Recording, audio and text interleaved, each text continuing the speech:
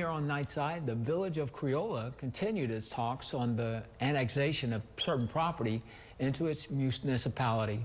Their talks all stem around Barth Properties, LLC, a business who petitioned the town of Annex for some of its land.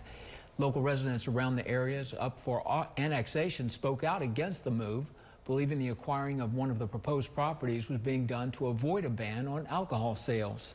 According to the town's attorney, the property owner rescinded several of their properties from the proposal that were deemed controversial, following a petition of opposition from the Grant Parish Police Jury. Due to that, the town amended their proposal and unanimously passed an updated ordinance to annex and incorporate the land. But that wasn't the only item on Creola's agenda. A proposal to create a full-time position for the town's mayorship was also up for discussion, but that idea met some pushback from residents in attendance. We are here today to respectfully express our concerns regarding the proposal or continuation of a full-time mayoral position within our village.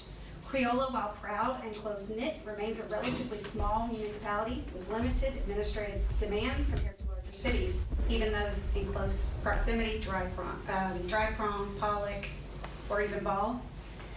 Given our population size, budgetary constraints, and the scope of local government, we believe it is worth reconsidering whether a full-time mayor is truly necessary or fiscally responsible.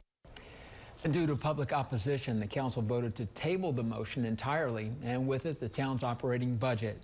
We asked the current mayor for comment on the motion, but she declined to speak on the matter.